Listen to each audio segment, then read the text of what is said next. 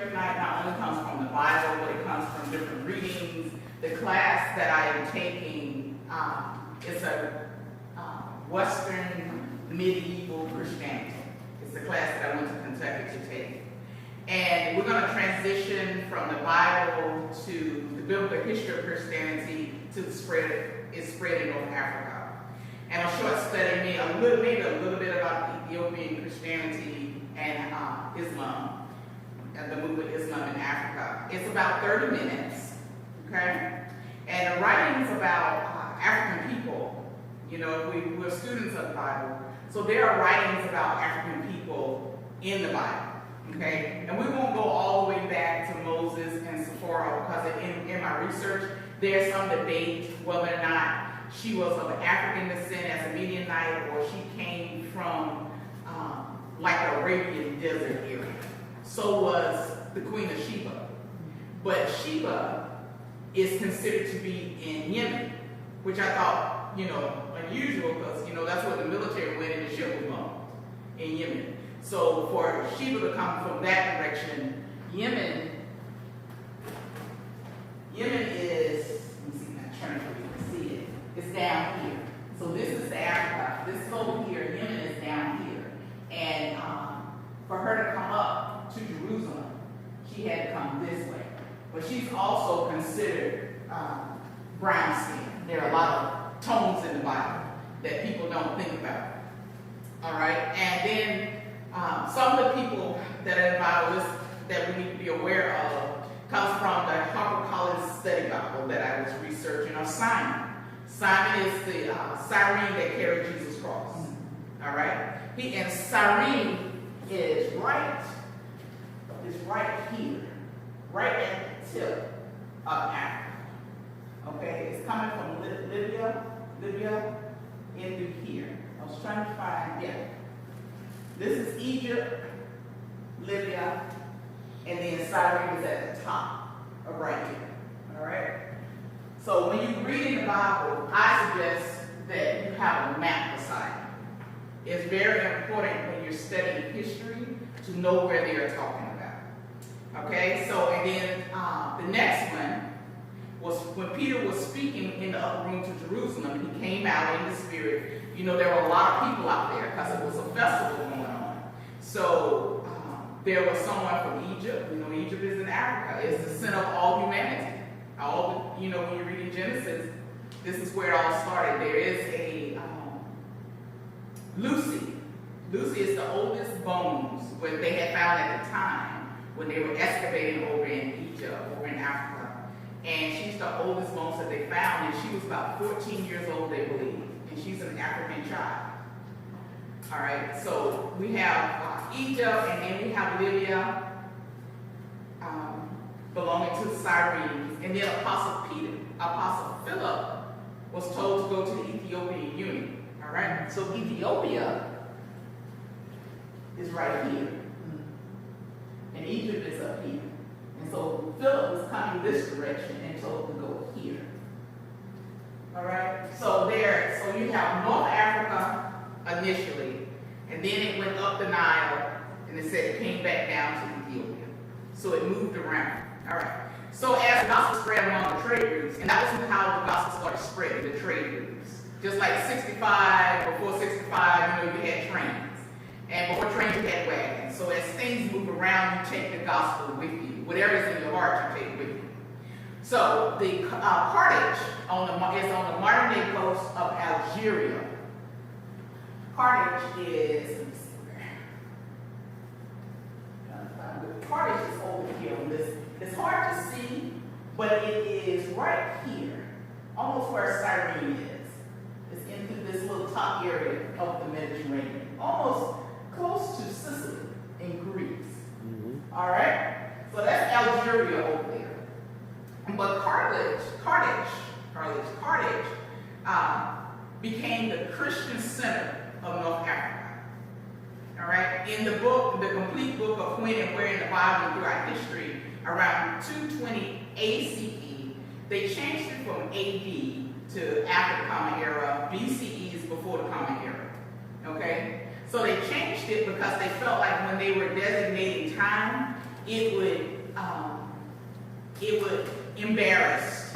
I don't think embarrass is the right word. It would make people feel bad if they were not Christians, because all these times were based on Christianity. So they had to change that from BC, before Christ as we call it, to before the Common Era. All right? So Carthage held its first church council. In attendance were 70 African and Numidians who were from Algeria, bishops. The Carthage church became the largest in Africa when Cyprian became the bishop.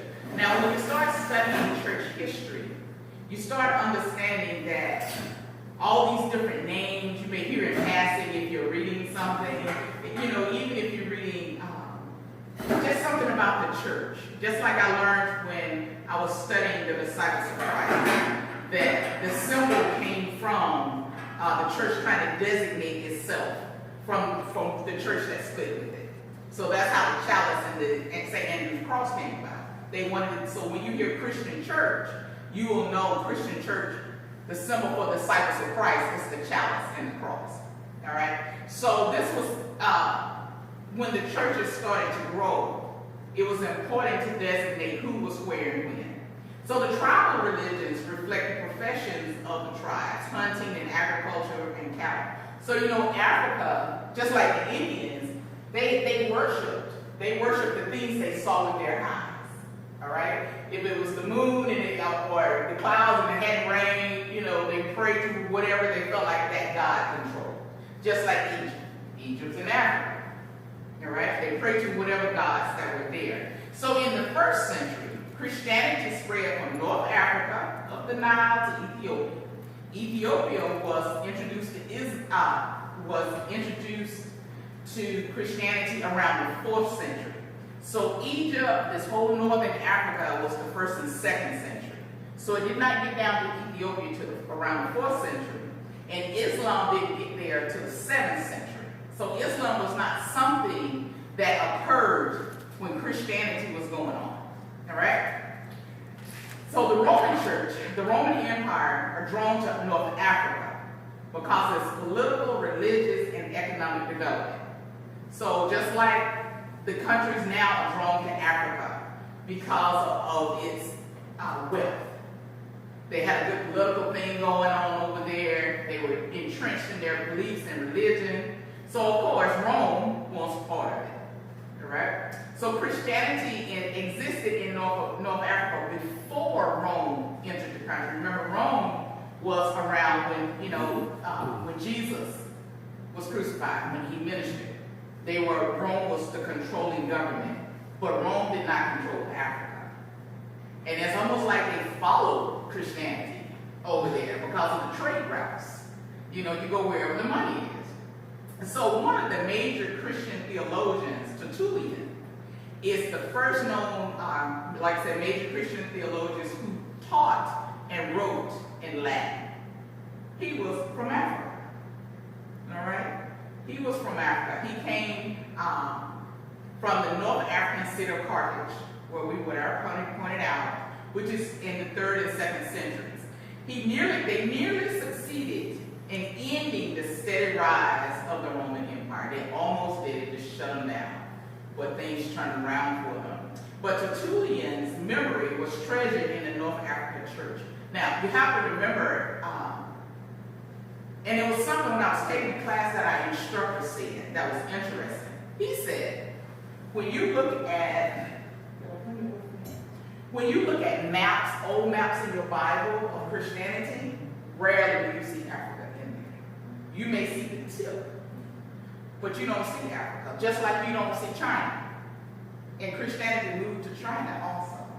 So what is it about Africa that nobody wants you to know about? You know, what is it about this group of people? Because, you know, up in Alexandria, they were real versed. You know, they were intelligent people. So when I was in Africa, I had a tour at one of the slave castles. And the young man said, I think it was the Dutch missionaries and all came over, he said they came over to convert them. They had a soul then. The Africans had a soul. But when they came to enslave enslaved them, they no longer had a soul, they were property. So, you know, when you think about the country of Africa, you have to think of it in high esteem when it comes to Christianity, because it grew quicker, matter of fact, than Christianity in any other nations. It grew quicker. All right, so it says he became a champion of the monastic. Okay, and monastic is they are moved by the Spirit. So the Holy Spirit was being talked about during this time. They were moved by the Spirit, and what they were moved by was they could prophesy in the Spirit. All right, and they felt like, but they got cut down and shut out, and their documents burned because they said this fulfilled the doctrines proclaimed by the apostles, the power of the apostles to forgive sins. So anything that doesn't line up with what people believe is shut down and thrown out, and it's not true. Like we're talking about today, people that believe in the zodiac signs. You know, as you grow in Christianity, you know, and what we believe, God is the one who designated our future, not a star. So things like that, when something new came along, it was no longer relevant to them. And also, Tertullian suggested that the human soul is transmitted by parents to their children, and is therefore inescapably associated with continuing human sin. This doctrine is called traducianism, underlies a pessimistic view of the human condition and its imprisonment in the original sin, which was presented in an extreme form by the latter theologian dying from North Africa, Augustine of Hippo. Now, some of us have heard of Augustine, but he was also African, and he also wrote in Latin. All these great theologians, the majority of them came out of Africa. This is, and it's almost like this hush-hush, what we need to know about our people. You know, we hear such negative things, we've been enslaved, we're property, we came this way. But we built up, the Africans built up Christianity and made it who Christ wanted to be. They learned, they walked pretty much with the teachings of Christ. They did not change it. Now, one of the issues that was going on was that a lot didn't believe in the Trinity, because Islam does not believe in the Trinity. But as it started to move forward, a lot don't believe in the Trinity. They believe in one God and not three in one. So that becomes an issue. And I don't believe in arguing about the Bible. What I know and what I believe is what I do and believe. And I think as we study these folks, that we need to understand that. Now, there is a lady, there are several female martyrs in the Bible, okay, that I wanted to talk about this for a minute. Her name is Perpetua, all right? And it says that, most surprising is the Journal of Suffering, written in the first decade of the 3rd century by an unusually well-educated, spirited, and monist. And that's what I was reading about, believing in the Holy Spirit. One of the most remarkable pieces of writing by a woman surviving from the ancient world. Its content caused problems to both its editors and its subsequent conventionally minded devotees, because it was shot through with her determined individuality and self-assurance.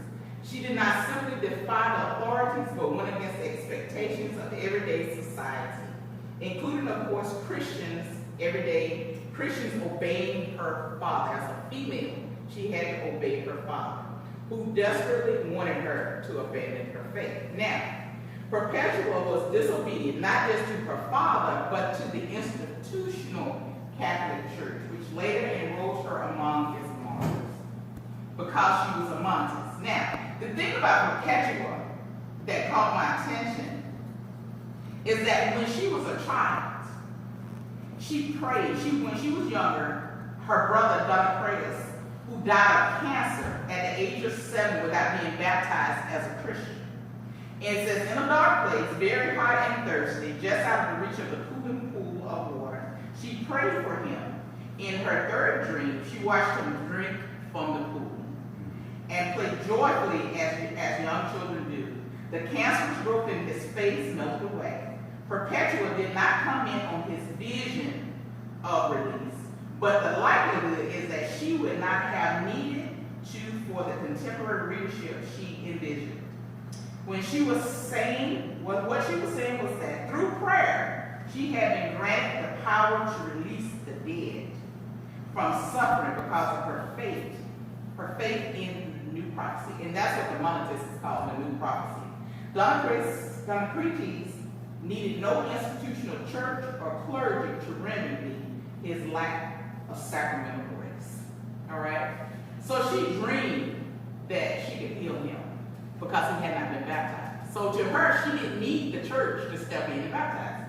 Now, she was martyred, and she was a good mother. And one of the things that happened to her was she had a baby, and because she would not release what she believed, didn't do what her father said, they took her baby, put her in prison. She was tortured. And then they came and told her that her baby no longer needed her to nurse him. All right, so she never saw her baby again after that. And she died. It says, not so long after Perpetua brutally confounded her father's natural expectations and set herself up as an agent of God's forgiveness, bishops, including Peter's self-styled successor in Rome, will come to find themselves casting the role of high priest. Furious at the disobedience of Christians to their own authority, and in the end even condemning Christians to death, as once Peter had been by the Roman authorities.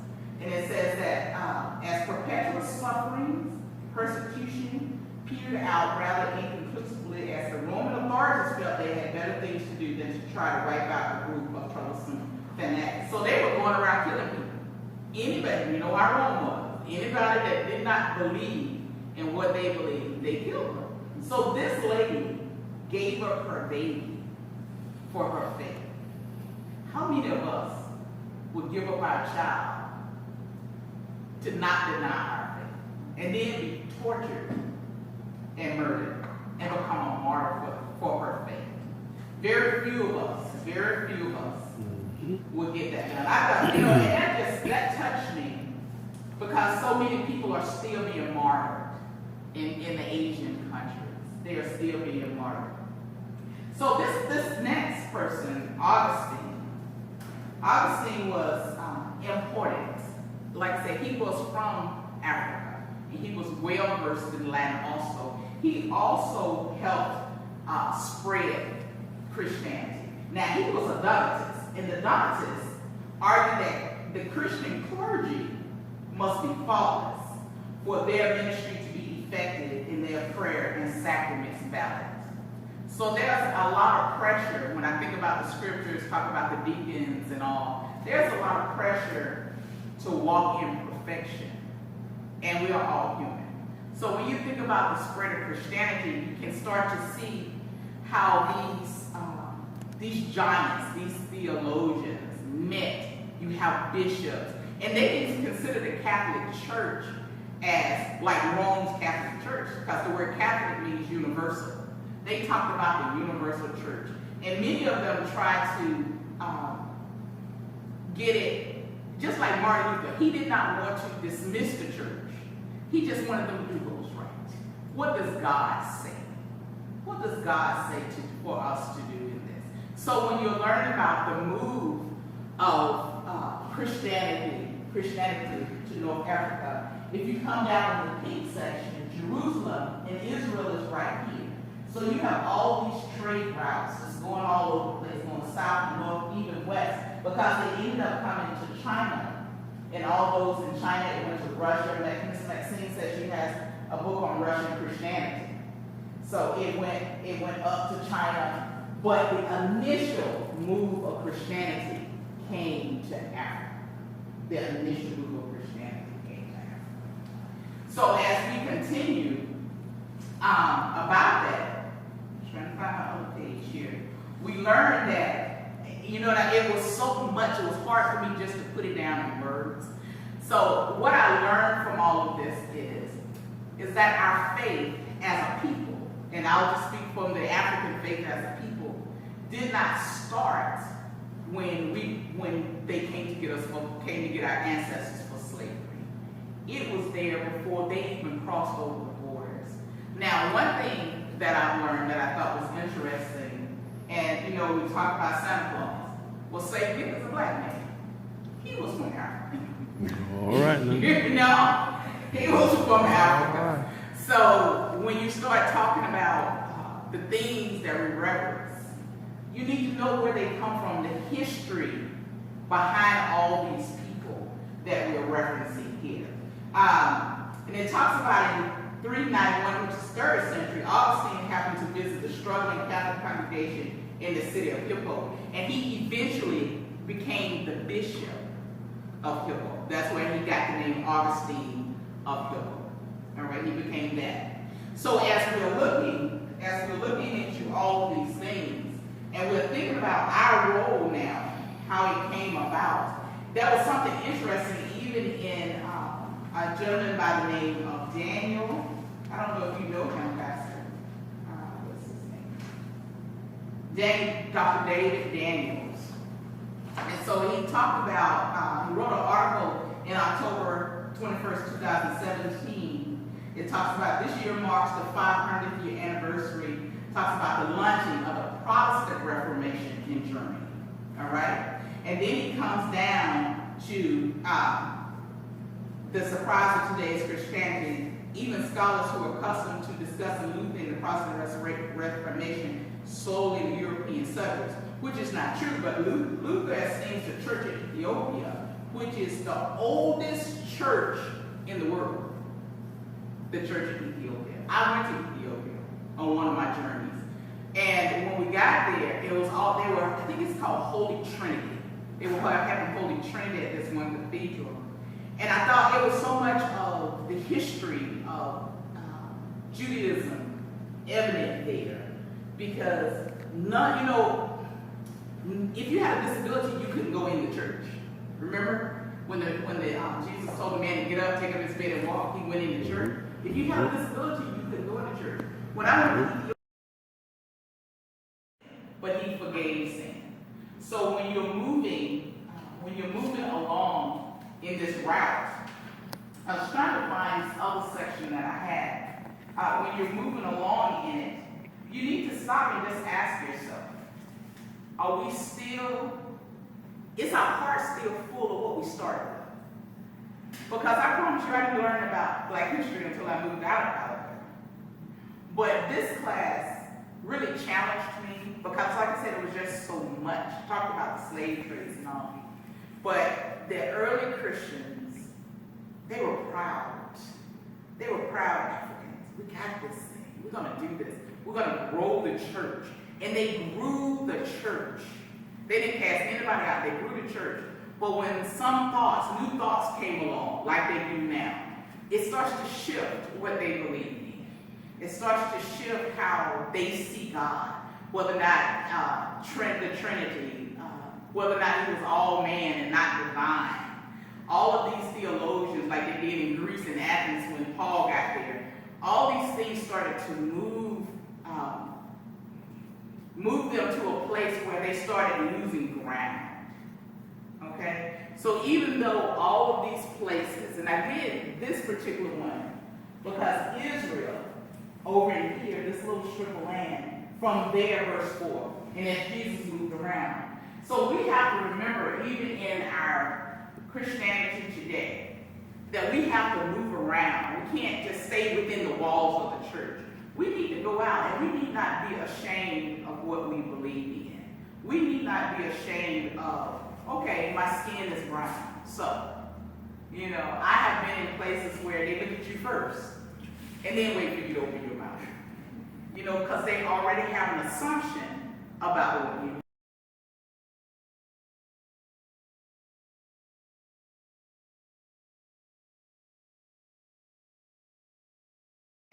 But also spread over the other provinces. So it didn't, the thought process didn't just stay there. For more than a century after the year 3012, this great schism divided the North African church into two camps, at times of equal strength. The significance of the North African church in relation The development of Christian doctrine is best ascertained from the writings of Tertullian, on whom Cyprian depends, and from St. Augustine's works. Now remember they both wrote in Latin, so you have to get something, either you read Latin, or you have to get something that they have translated. It says these were also such active apologists. An apologist is somebody who fights, who speaks on what they believe. They go back and forth. So I think all of us are apologists because we can stand for what we believe. All right? And it says a valuable contribution as to the status of cloisters in the several rabbinical churches is furnished by the life of Eugenius of Russia. Okay? The tolerance supported by the Roman government to the foreign religions advantaged the Christians of North Africa unto the edict of the Emperor Marcus Aurelius. So there are people that came in from Rome to disrupt. All right? So that's my little say on how it moved.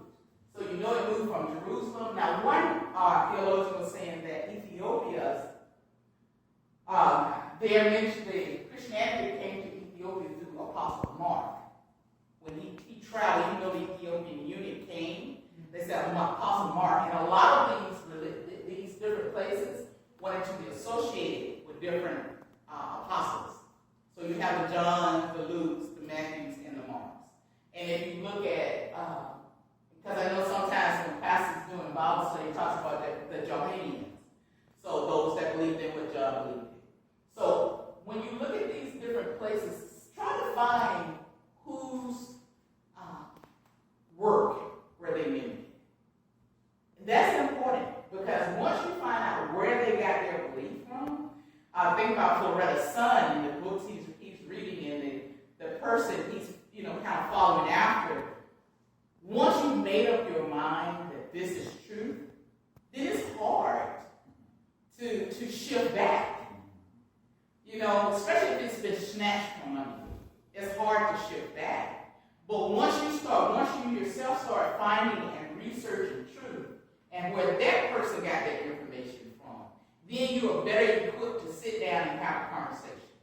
Young people will read all types of self-help books about what they are supposed to believe. But when you research where your Christianity came from and how it flowed, because this wasn't even in the making, this part of Africa.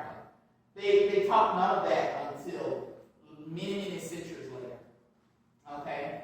But this is the section right here, because it was closer to the trade routes that and the north part that it came about. So, with all that being said, do you have questions? Because if you ask me questions, it'll probably trigger something in my brain that I didn't know how to think about. Come on, give me a question. Well, you were talking about how the Queen traveled from parts of Africa through the Nile. A lot of people don't know the Nile is one of the few rivers that travel from south to north. Mm-hmm. And that's why she was able to get there like that. And it's interesting because when I looked at the map of the Nile, Moses floated in the Nile. Mm-hmm. So with him saying that, the Nile flowed up. Yes. So when Mama put him in there, he didn't go the opposite direction. So Mama must have known where he was going to end up. Yes, all right? But there are two Niles, because it talks about from Ethiopia up, there's a blue Nile. Mm-hmm. And then there's a regular Nile. The Suez Canal is somewhere near the Nile River also. All right. Any other? Well, you were talking about in the beginning of the Bible where it doesn't show Africa itself. It always talking about Egypt. But that was a big controversy that we went through because a lot of people say, well, okay, where is it? That's the first thing they go ask you. Where is Egypt? You're looking right at it. And there are a lot of people say, well, all the pyramids are in Egypt. No, they're not. They found vast cities all along southern parts of Africa. That's where a lot of the kings came from when they brought the gold and incense and all that. They came from Africa. So.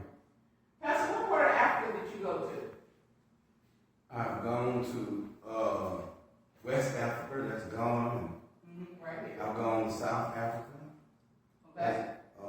There, and I was over and close to the equator in Congo. Okay. Mm-hmm. The equator